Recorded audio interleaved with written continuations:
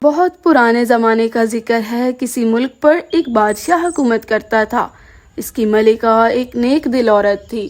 وہ غریب لوگوں سے بہت محبت کرتی اور ان کی مدد کرتی رہتی، جس کی وجہ سے لوگ اسے دعائیں دیتے۔ اللہ نے انہیں ایک نہایت خوبصورت اور ہونہار بیٹے سے بھی نوازا۔ ان کے بیٹے کا نام شہزادہ ولید تھا۔ شہزادہ ولید ایک تمیزدار بچہ تھا اور اپنے ماں باپ کی ہر بات مانتا، جس کی وجہ سے بادشاہ سلامت اور ملکہ اس سے بہت محبت کرتے۔ ایک روز ملکہ شہزادہ ولید کے ساتھ محل کی بالکنی میں بیٹھی باہر کا نظارہ کر رہی تھی۔ محل سے کچھ دور بہت رونق تھی۔ لوگ شاہراہوں پر چل پھر رہے تھے۔ قریب کے بازاروں میں مردوں، عورتوں اور بچوں کا رش تھا اور وہ لوگ خریداری اور دوسرے کام کاجوں میں مصروف تھے۔ ملکہ اور شہزادہ ولید کو یہ سب کچھ دیکھ کر بہت اچھا لگ رہا تھا۔ اچانک شہزادہ ولید نے ملکہ کا بازو ہلا کر اسے ایک لڑکی کی طرف متوجہ کیا۔ وہ لڑکا شہزادے کا ہی ہم عمر تھا اور اپنی ماں کے ساتھ جا رہا تھا۔ محل کے صدر دروازے پر وہ مچل گیا، کیونکہ محل کا صدر دروازہ اس بالکنی کے بالکل نیچے تھا جس میں ملکہ اور شہزادہ بیٹھے ہوئے تھے، اس لیے انہیں ماں بیٹے کی باتوں کی آواز صاف سنائی دے رہی تھی۔ لڑکا اپنی ماں سے کہہ رہا تھا، ماں، کل شہزادے کی سالگرہ ہے، وعدہ کریں کہ آپ مجھے بھی سالگرہ میں بھیجیں گی۔ اگر آپ نے وعدہ نہیں کیا تو میں گھر نہیں جاؤں گا۔ یہ کہہ کر وہ وہیں زمین پر بیٹھ گیا۔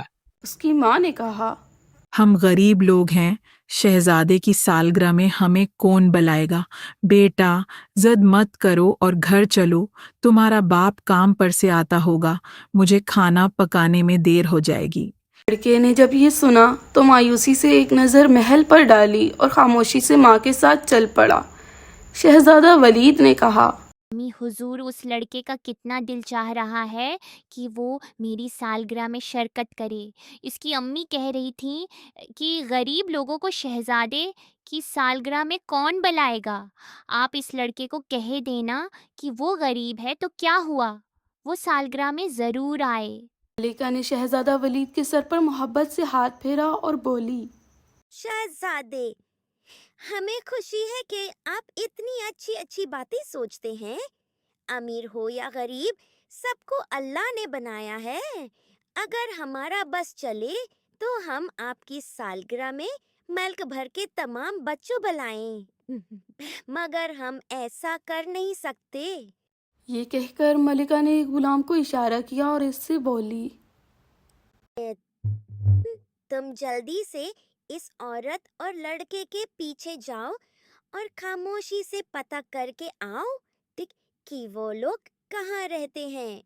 ملکہ کا حکم پا کر غلام فوراً روانہ ہو گیا اور تھوڑی دیر بعد پوری معلومات لے کر آ گیا۔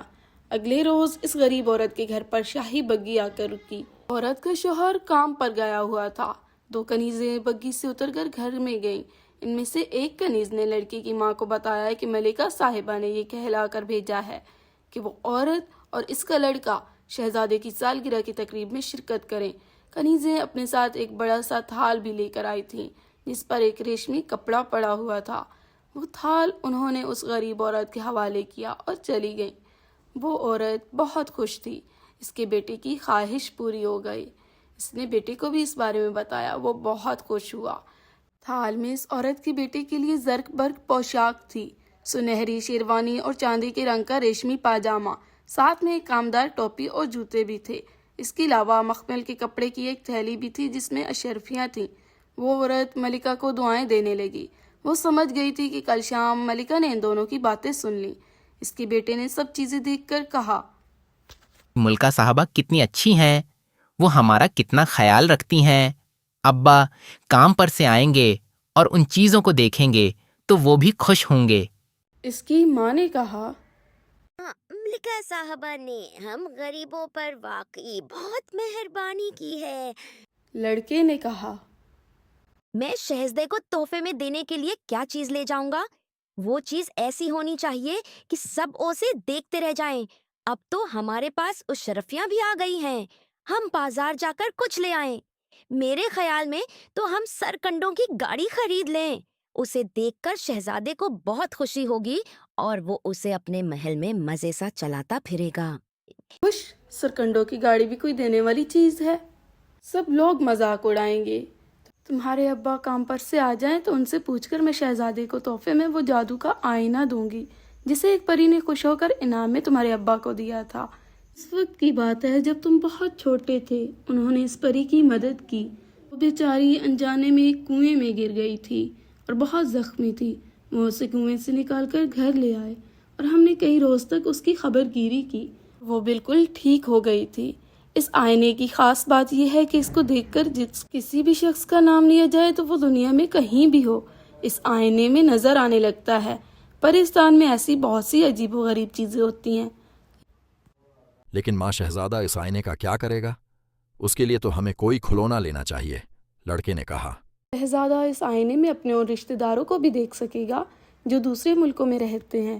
اس کی بات سن کر لڑکا مطمئن ہو گیا۔ جب اس عورت کو شوہر شام کو گھر آیا تو اس کی بیوی نے اسے پوری کہانی سنائی۔ اشرفیوں کی تھیلی اور اپنے بیٹے کے کپڑے دیکھ کر وہ بہت خوش ہوا اور بولا، ٹھیک ہے، شہزادے کی سالگرہ میں دینے کے لیے وہ جادو کا آئینہ اچھا تحفہ ہے۔ اگلے روز وہ عورت اپنے بیٹے کے ساتھ شہزادے کی سالگرہ میں شرکت کے لیے محل پہنچی۔ سالگرہ کا انتظام محل کے وسیع و عریض بائیں باغ میں کیا گیا۔ مخملی غلافوں میں لپٹی کرسیوں پر مہمان بیٹھے ہوئے تھے۔ چونکہ اس عورت اور اس کے لڑکے کو ملکہ نے خاص طور پر سے مدعو کیا تھا، اس لیے کنیز نے ماں بیٹے کو بڑی عزت سے کرسیوں پر بٹھایا۔ لڑکے کی ماں نے وہاں ایک عجیب منظر دیکھا۔ ہر طرف ایک افراتفری اور ہنگامہ بپا تھا۔ غلام اور کنیزیں ادھر ادھر بھاگتے ہوئے پھر رہے تھے، جیسے سب کے چہروں پر ہوائیاں اڑی ہوئی تھیں۔ شاہی سپاہی بھی محل میں ادھر ادھر کچھ دیکھتے پھر رہے تھے۔ سالگرہ میں شرکت کے لیے آئے ہوئے مہمان بھی پریشان نظر آتے تھے۔ اس منظر کو دیکھ کر اس عورت نے کنیز سے اس بارے میں دریافت کیا۔ سالگرہ کی تقریب کا وقت سر پہ، مگر شہزادہ صاحب جانے کہاں چلے گئے، مل ہی نہیں رہے تھے۔ یہ سب لوگ انہیں ڈھونڈتے پھر رہے تھے۔ اس کنیز نے جلدی سے بتایا اور خود بھی شہزادے کو تلاش کرنے کے لیے چلی گئی۔ بادشاہ سلامت بھی وہاں موجود تھے۔ کافی تلاش کے باوجود بھی جب شہزادہ نہ ملا تو انہوں نے شاہی داروغہ کو طلب کر لیا اور بولے، داروغہ ملک کا چپا چپا چھان مارو اور رات ہونے تک ہمارے شہزادے کو ڈھونڈ کر ہمارے پاس لاؤ۔ داروغہ سر کھجاتے ہوئے بادشاہ سلامت کو دیکھنے لگا۔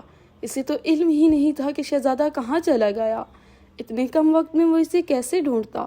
اس کے اس طرح دیکھنے سے بادشاہ سلامت سمجھ گئے کہ وہ یہ کام نہیں کر سکے گا۔ خدے کی گمشدگی سے ملکہ کا غم کے مارے برا حال تھا۔ اس کے آنسو تھمنے کا نام ہی نہیں لے رہے تھے۔ اچانک اس عورت کو کچھ خیال آیا۔ اس نے اپنی جگہ بیٹھے بیٹھے جادو کا آئینہ نکال کر ایک نظر اس پر ڈالی اور پھر ملکہ کے پاس آ کر بولی، آپ بادشاہ سلامت کو لے کر میرے ساتھ اکیلے میں آئیں، پھر آپ کو بھی دکھاؤں گی۔ یوں سب کے سامنے اس بات کا تذکرہ مناسب نہ ہوگا۔ اس غریب عورت کی بات سن کر ملکہ کو خوشی ہوئی۔ اس نے یہ بات بادشاہ سلامت کو بتائی اور پھر وہ تینوں ایک کمرے میں آئے۔ اس عورت نے ریشم کے خوبصورت بٹوے سے وہ جادو کا آئینہ نکالا اور بادشاہ سلامت سے بولی، بادشاہ سلامت، یہ جادو کا آئینہ ہے۔ بہت پہلے اسے ایک پری نے میرے شوہر کو دیا تھا۔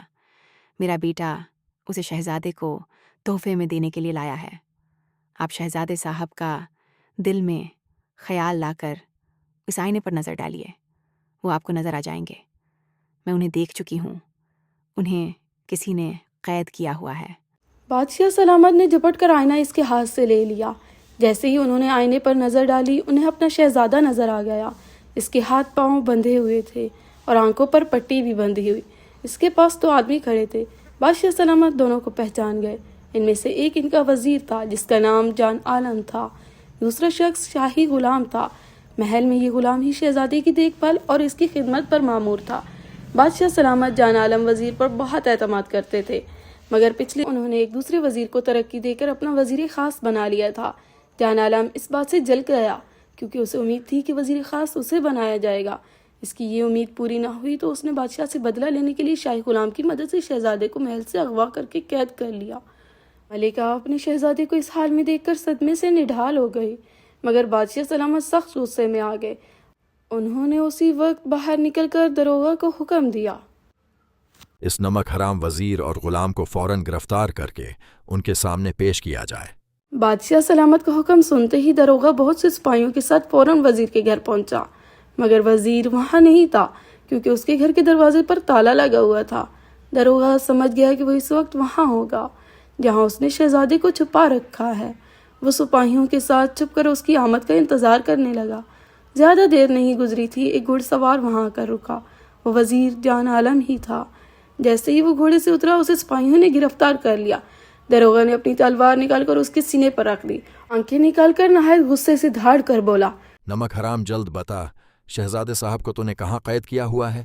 وزیر جان عالم نے داروغہ کو اتنے غصے میں دیکھا تو مارے ڈر کے تھر تھر کانپنے لگا۔ اس نے بتایا کہ شہزادے کو گھنے جنگلوں میں ایک جھونپڑی میں قید کیا گیا ہے۔ جلد ہی وہ سب لوگ جنگل میں پہنچ گئے۔ جنگل میں ہر طرف اندھیرا اور سناٹا تھا۔ جسے جھونپڑی میں شہزادے کو رکھا گیا تھا، اس میں ایک چراغ جل رہا تھا اور انہیں شہزادے کی سسکیاں سنائی دے رہی تھیں۔ اس کی آنکھوں پر پٹی اور ہاتھ پاؤں بندھے ہوئے تھے۔ داروغہ نے جلدی سے اسے آزاد کیا اور تسلی دی، پر شہزادے کی نگرانی کرنے والے غلام کو بھی سپاہیوں نے گرفتار کر لیا۔ سزا کے خوف سے غلام رونے لگا۔ اس نے روتے ہوئے بتایا کہ یہ منصوبہ جان عالم وزیر نے بنایا تھا اور اسے محل سے شہزادے کو اغوا کرنے کے لیے بہت ساری اشرفیاں دی گئی۔ غلام نے یہ بھی بتایا کہ وزیر کو اس بات کا بہت دکھ تھا کہ بادشاہ سلامت نے اس کی بجائے کسی اور کو اپنا وزیر خاص بنا لیا۔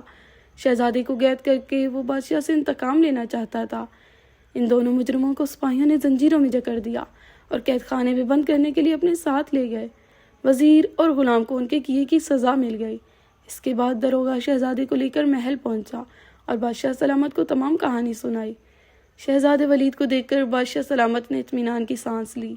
ملکہ تو خوشی سے نہال ہو گئی۔ اگلے دن اسی خوشی میں پورے ملک میں جشن منایا گیا۔ محل میں بھی ایک تقریب تھی جس میں سب امیر غریب شریک تھے۔ اس عورت کو ملکہ نے خاص طور پر اس تقریب میں بلایا۔ وہ آئی تو ملکہ نے کہا، نیک دل خاتون، اللہ نے ہم پر بڑا کرم کیا کہ ہمارا شہزادہ ہمیں بے حفاظت مل گیا۔ اس کا وسیلہ تم بنی تھیں۔ اگر تم وہ جادو کا آئینہ نہ دیتے تو ہمیں پتہ بھی نہیں چلتا کہ ہمارا شہزادہ کہاں ہے۔ وہ عورت بولی، اللہ نے آپ کو اس نیکی کا صلہ دیا ہے۔ نیکی کبھی رائے گاہ نہیں جاتی۔ یہ جادو کا آئینہ میں شہزادے صاحب کے حوالے کرتی ہوں، وہ اسے دیکھ کر بہت خوش ہوں گے۔ کی بات ٹھیک نکلی۔ شہزادہ ولید اس عجیب و غریب آئینے کو پا کر بہت خوش تھا۔ وہ اپنے دل میں جس شخص کے متعلق بھی سوچتا، وہ اسے آئینے میں نظر آنے لگتا۔ وہ اس آئینے کے ہر وقت اپنے پاس رکھتا۔